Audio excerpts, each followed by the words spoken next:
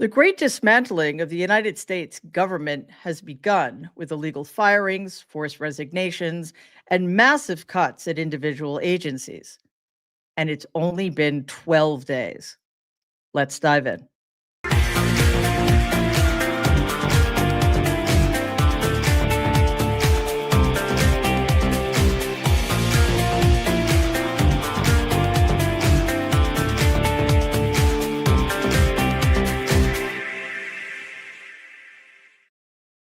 Good evening and welcome to tonight's episode of Mary Trump Live.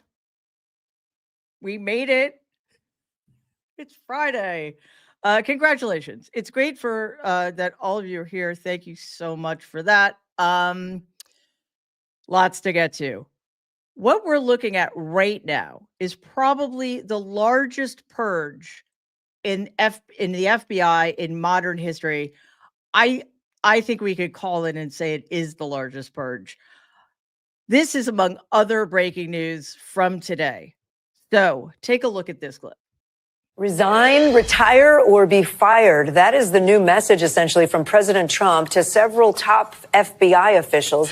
Let's bring in NBC News Justice and Intelligence correspondent Ken Delaney in. This is probably the biggest purge in the modern history of the FBI, and we're talking about most of the senior leadership at the Bureau. You mentioned those 6 executive assistant directors. They're like the top supervisors on the 7th floor here in headquarters at Washington, D.C. But today we're learning that as many as 20 or more special agents in charge of various field offices around the country have also been removed from their posts. Now, technically, these people can't be fired illegally, but the practical reality is that it's really difficult for them to fight it, and many of them are eligible for retirement, and so they are retiring, they are capitulating. The FBI is not staffed by political appointees, unlike many other agencies. These are career civil servants we're talking about with decades of experience at the nation's premier law enforcement agency that's also an intelligence agency, and there's real concern here about who's going to fill these jobs going forward, and also why this is being done. Is this retribution?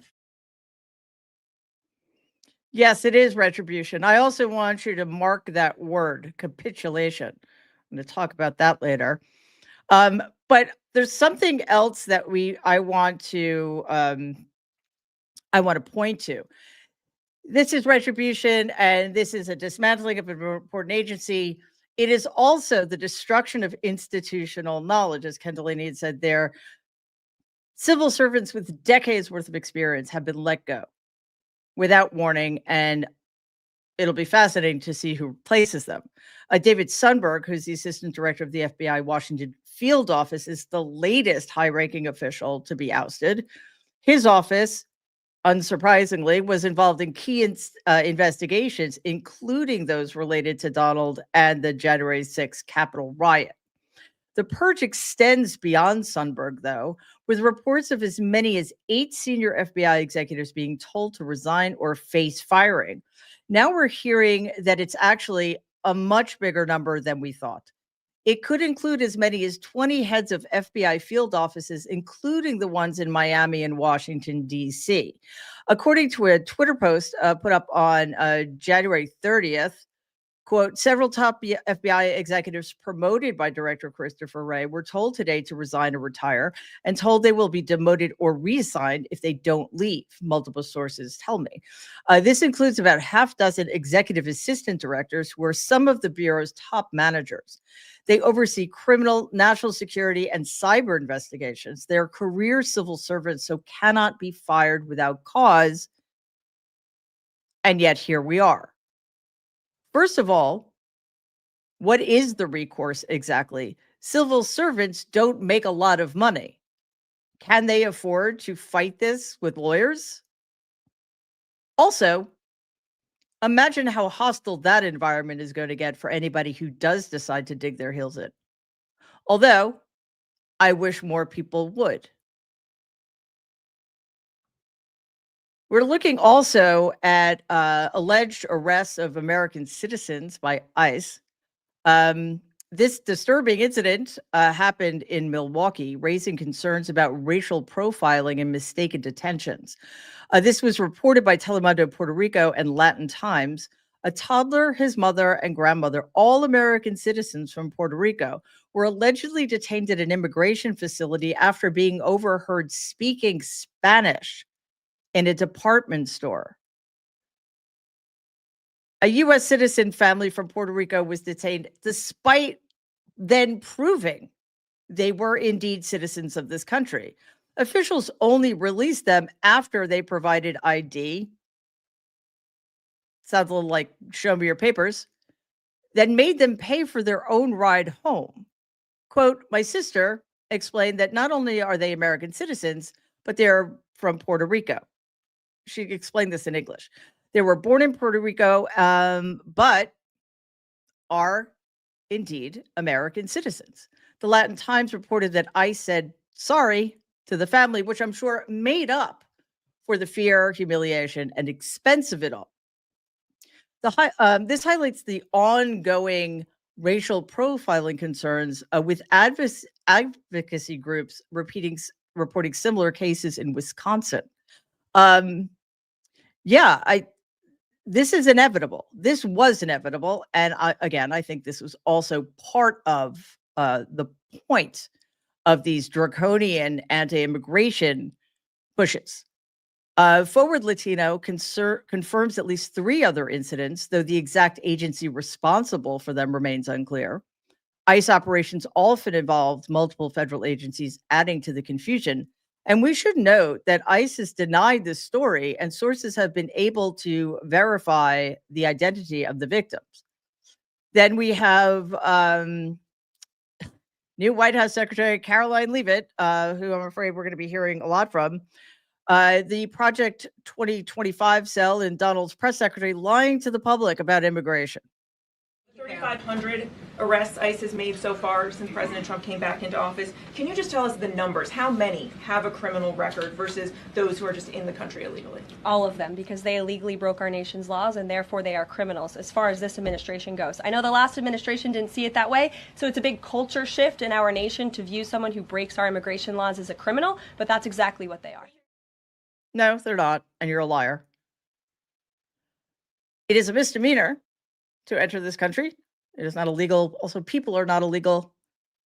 And the people she's talking about are not criminals. Donald is set to sign an executive order that directs federal agencies to identify and deport international students who have participated in pro-Palestine protests and broke laws. I thought it would take longer for him to go after the First Amendment, but who am I kidding? The order also includes measures to combat anti-Semitism on college campuses, asking universities to monitor international students for potential criminal or terrorist activity. Donald's administration is pushing for the cancellation of student visas from those sympathizing with Hamas, with an emphasis on universities like Columbia and Harvard, which have seen significant pro-Palestinian activism. The order also addresses the issue of critical race theory in public school curricula, which is not a thing. I can't believe we continue to have this conversation. Critical race theory is a legal theory that is not taught in K through 12 public schools. It is taught in graduate schools. And it's actually an extraordinarily useful theory when discussing things like equality and the history of inequality in this family. So this is CRT, if you remember, was first brought up in a political context by the governor of Virginia, whose name escapes me, but you know what I'm talking about. He's a little Nazi wearing sweater vests all the time, right? Glenn Youngkin. And he fashioned his entire campaign around denouncing critical race theory and fear-mongering about something that does not actually happen. And instead of understanding how well Republican politicians stoke fear in their base, how well they motivate their voters based on fear to go to the polls, the Democratic candidate, Terry McAuliffe, didn't take it seriously. Youngkin won, of course. So now here we are 4 years later, and DEI is the new version of CRT, but now CRT is raising its ugly head, not CRT raising its ugly head. The lies about CRT are raising their ugly heads again. So this executive order is something that we're going to need to be paying a lot of attention to, because it is so comprehensive and it is so dangerous in so many ways. I kind of, in discussing it, I kind of lost count of how many amendments to the Constitution are in danger with this one executive order. So also, it feels a little bit like Minority Report, arresting people for crimes they have yet to commit, or maybe are thinking about committing. It also just completely undercuts the American citizens' right to free assembly. I understand you want to make sure that people who engage in criminal activity are held accountable, unless, of course, you're Donald. Then we won't bother. However, you can't conflate the two issues. Criminality in one area has nothing to do with your right to free assembly. Anyway, I think we're going to see more of this kind of thing because, again, it's comprehensive, it's sweeping, it's vague, it's hard to pin down, it's very difficult to fight against. With this one executive order, where do we start? Where do we start? So it is not out of keeping with the rest of what has been going on in the federal government, but it is one of those things that will probably slide under the radar for most people, because the FBI and the DOJ and the Office of Budget and Management and the Office of Personnel Management are literally being ripped down to the studs. All the more reason to flag this kind of thing when it happens. All right, remember tariffs, those things that Donald talks about all the time but has no idea what they are? Let's take a look at what Leavitt had to say about them.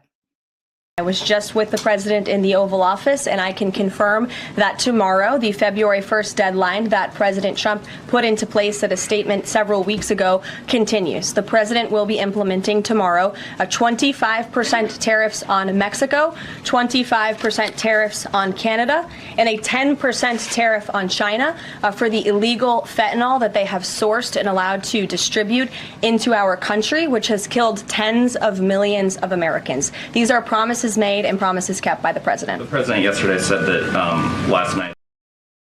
Wow. Yeah, I think she's giving Lara a run for her money when it comes to, sorry, not Lara, Melania, when it comes to most vapid person on the planet. Just want to repeat those numbers. 25% tariff on goods coming from Canada and Mexico, a 10% tariff on goods coming from China. We know what's going to happen. This will lead to higher prices for consumers, especially in sectors like oil, cars, lumber, and agriculture. The staples, the stuff that Donald was supposed to make cheaper on day one, but has actually done literally nothing about. He's also considering exempting oil imports from Canada and Mexico from the full tariff, possibly lowering rate to 10%. But I don't know about you, but I mean, do you want your oil and gas to be raised by 10%? Again, sort of seems like the opposite of what he promised. This move, of course, is expected to provoke retaliation from Canada, Mexico, and China. These countries have all warned of the consequences of this unilateral trade war, with Canada and Mexico preparing countermeasures. A recent study suggested that tariffs could hurt all economies involved, particularly Mexico's, and might even increase illegal immigration pressure. In the short term, U.S. manufacturers may face higher costs and supply chain disruptions, which also would potentially lead to greater inflation. It could strain our relationships with our trading partners and make future negotiations much more difficult. Yes, all of those things, which we know because we're not idiots. So again, just to make it as clear and simple as possible, I do not understand why nobody has been able to explain this to Donald over the last 4 years. You place a tariff on another country's products that they are exporting into this country. Do you think that they are just going to say, oh, well, we're going to get less money? No, they're going to increase the price of their goods. So the American consumer is going to be paying more to compensate the exporting country. How does that harm the exporting country? Well, fewer people will be able to buy their more expensive goods. It's macroeconomics 101. I actually don't know if it is, but I thought it sounded good. Anyway, I want to look at some new information about the attempted illegal, unconstitutional budget freeze that happened last week. Over the past couple of days, we've learned about some of the effects of that freeze. Oh, it's a slide. The order that froze trillions of dollars of federal grants and loans this week was published without vetting by key officials in the White House, according to 3 people with knowledge of what happened. The order was drafted inside the Office of Management and Budget by the agency's general counsel, Mark Paoletta, and was released without being shown to the White House Staff Secretary Will Scharf or top policy advisor Stephen Miller. We're learning in the aftermath of this debacle that the Trump administration claims, at least, to have been entirely out of the loop. The White House says it was blindsided by 2 big moves: the mass resignation emails that were sent out by the OMB and the sweeping spending freeze memo, both of which bypassed usual approval processes. I think that this is nothing more than a flex by Elon Musk, who has installed his own people in the Office of Budget and Management and the Office of Personnel Management. Donald has empowered people like Musk at OPM, and he's getting to the Office of Personnel Management via the Department of Governmental Efficiency. Russell Vought, who had a large hand in crafting Project 2025. We just made a video about Project 2025 today and how all of it's being implemented by this administration that you should definitely check out. So Vought is acting unilaterally here, which is spurring ideologically driven decisions without traditional White House oversight. Although, to be fair, I'm not entirely sure who is in the White House to offer oversight anyway. As we know, or should know by now, Donald is a purely transactional creature. Every single relationship the man has is transactional, and he's usually only interested in what's in it for him.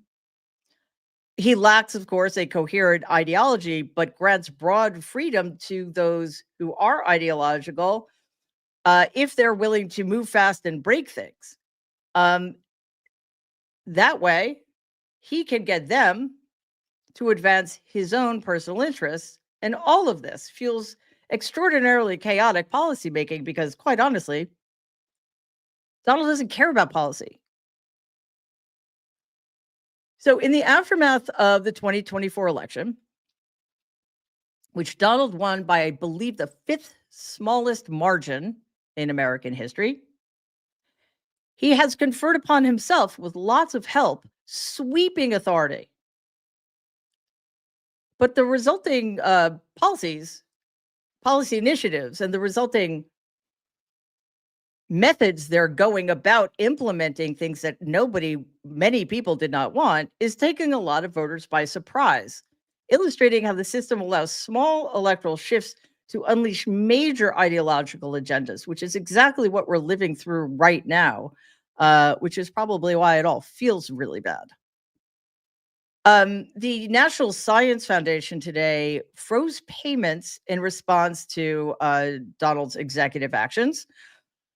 There's an NSF grant freeze. Despite the White House rescinding its blanket pause on federal grants, the National Science Foundation is still halting both new and existing awards, citing compliance with Donald's executive orders that discourage diversity and inclusion initiatives in federally funded projects.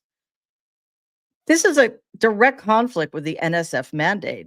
The CHIPS and Science Act and other legislation explicitly require NSF to expand participation by underrepresented groups, but the Trump administration's order bars it from promoting DEI frameworks, forcing NSF to review billions of dollars in current grants, which does what?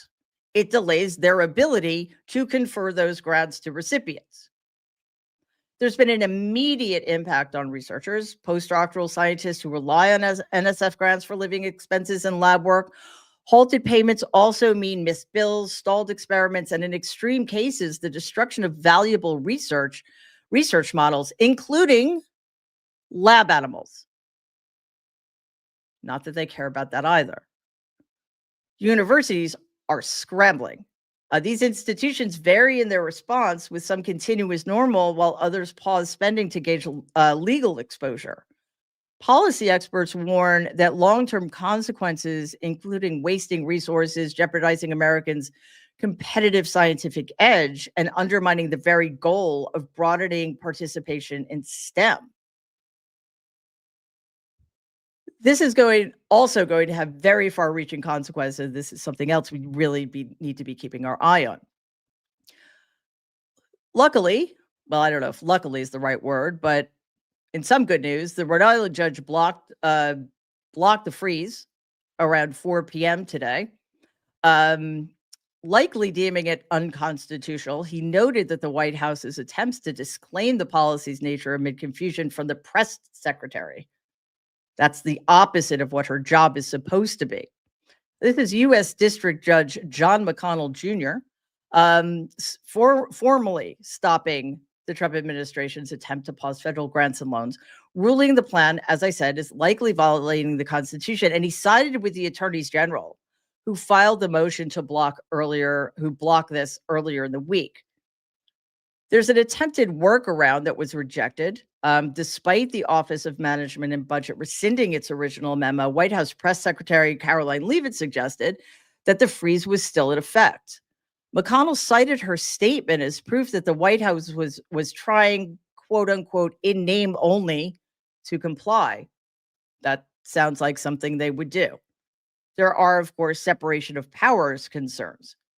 The judge noted that more than monetary issues were at stake here, echoing former Supreme Court Justice Anthony Kennedy's reminder that, quote, liberty is always at stake, unquote, when one branch oversteps constitutional boundaries, which has been happening multiple times on a daily basis since last Monday. There's a broad state challenge. 22 attorneys general filed the suit. New York Attorney General Letitia James praised the ruling, saying that Donald cannot unilaterally halt congressionally approved spending.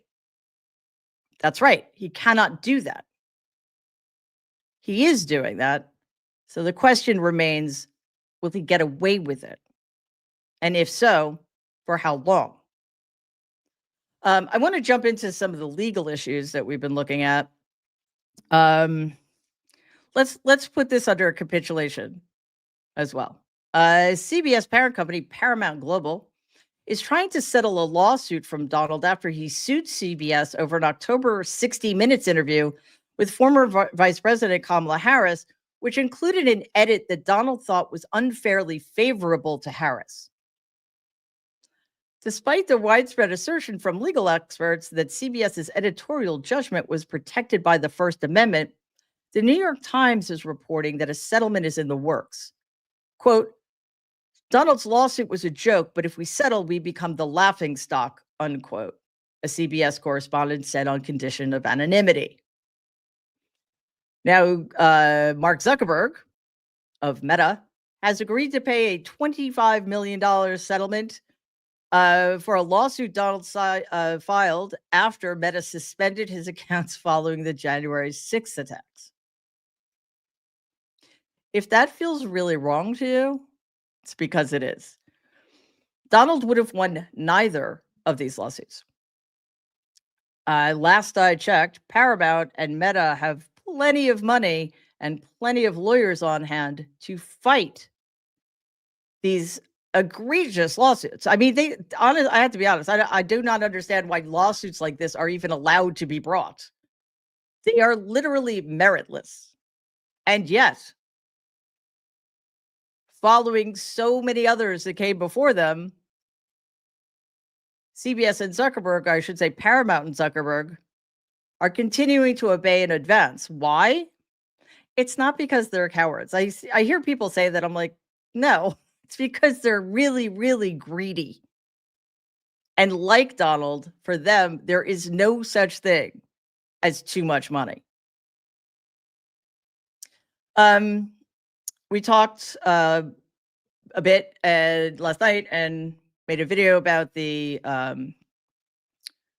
tragic helicopter and passenger airline crash in Washington, D.C., and what is being said by Republicans and Donald Trump about diversity, equity, and inclusion. At his press conference yesterday, Donald said that diversity, equity, inclusion programs could be the cause for the tragedy. Yes, that was really, really responsible speculation with no evidence, no data. But some of Donald's fellow Republicans thought he may have spoken too soon.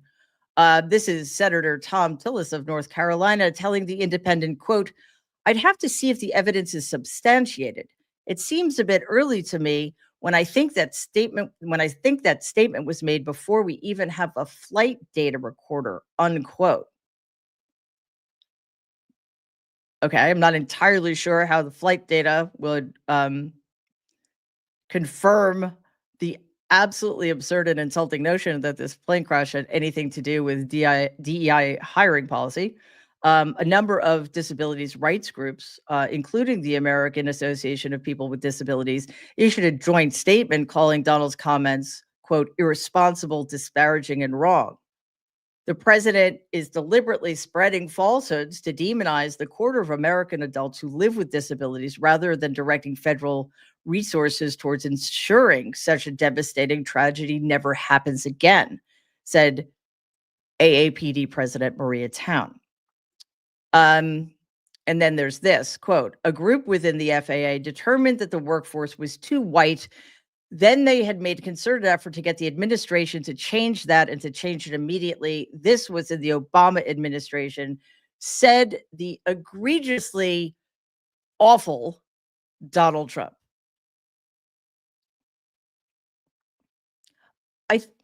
I think we need to understand that he probably believes some of this because he himself suffers from serious disabilities. And I'm not saying this to mock him. This is factually accurate. This man has serious, long-standing, untreated psychiatric illnesses. He has serious, long-standing, untreated personality disorders. Who knows what else is going on about that? I will not speculate. However, there will be no data proving that DEI hiring policies had anything to do with this plane crash. It was a tragedy. We do need to know what happened, obviously.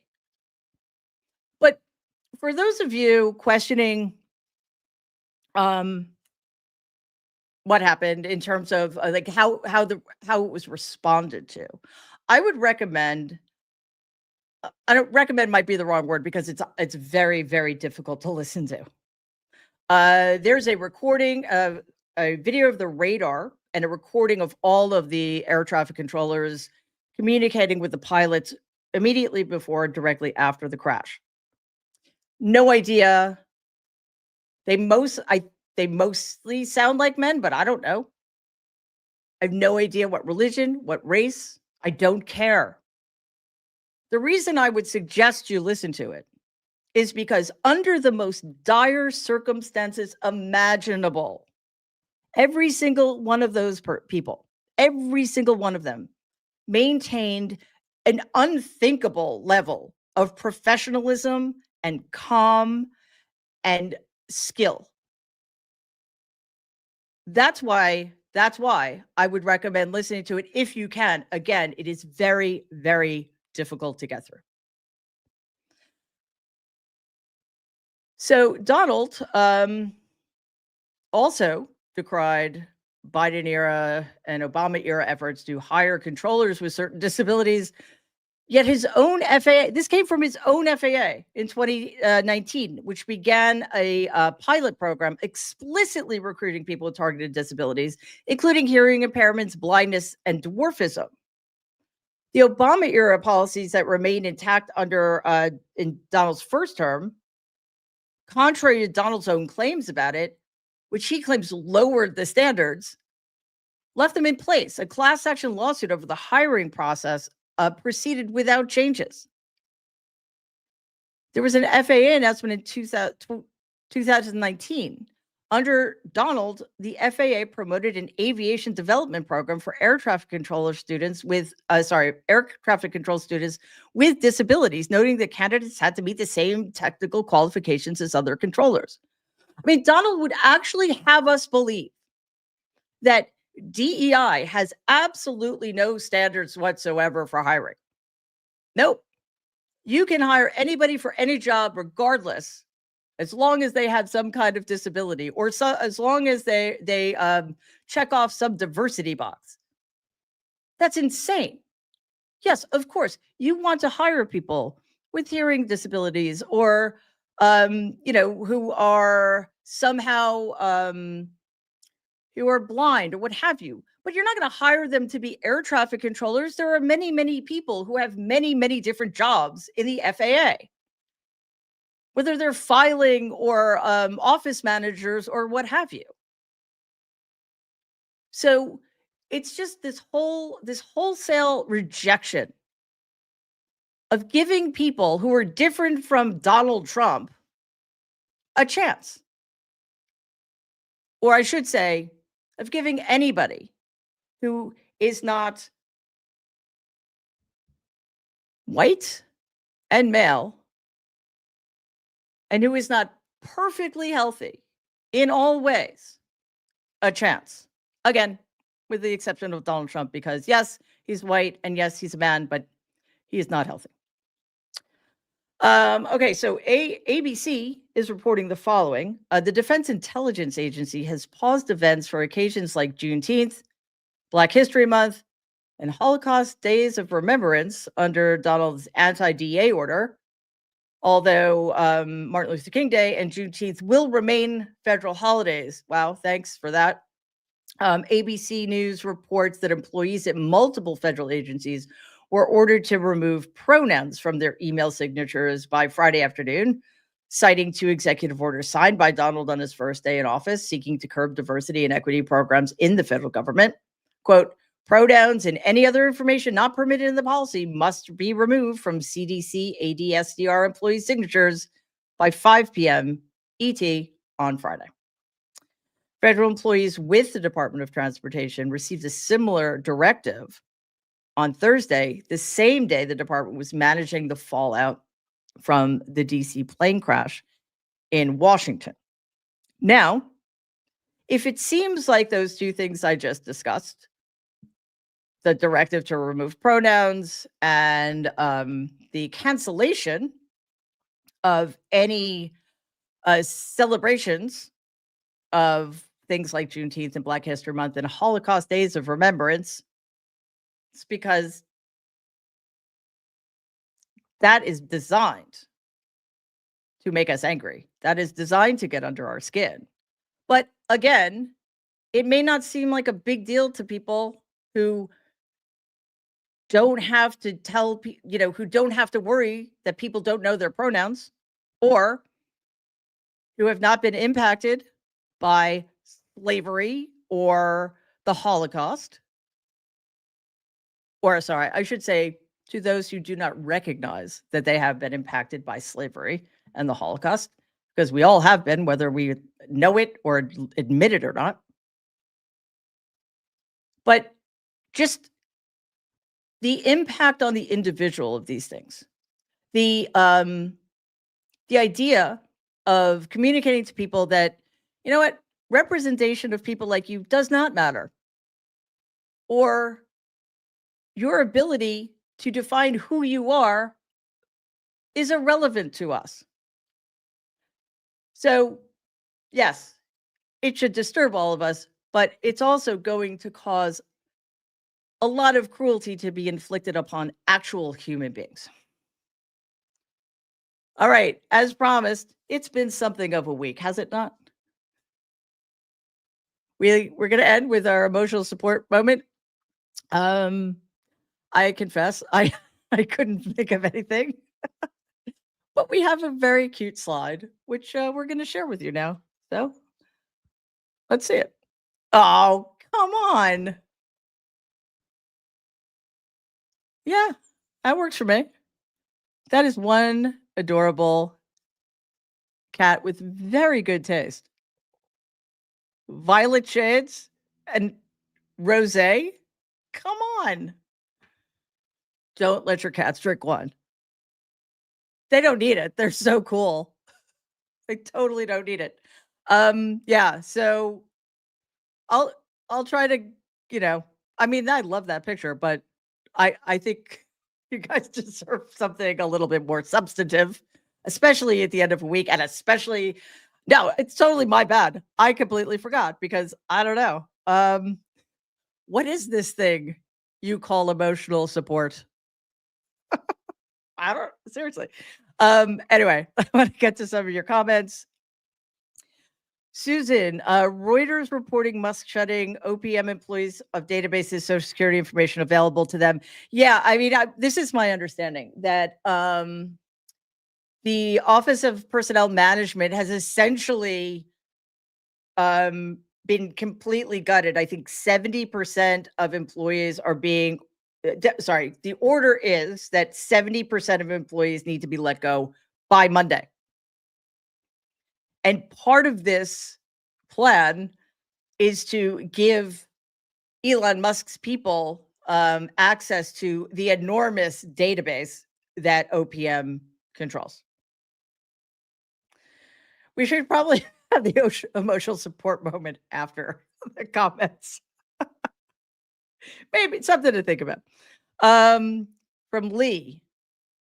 Tens of millions of Americans per DOH last year, 16,500 fentanyl deaths.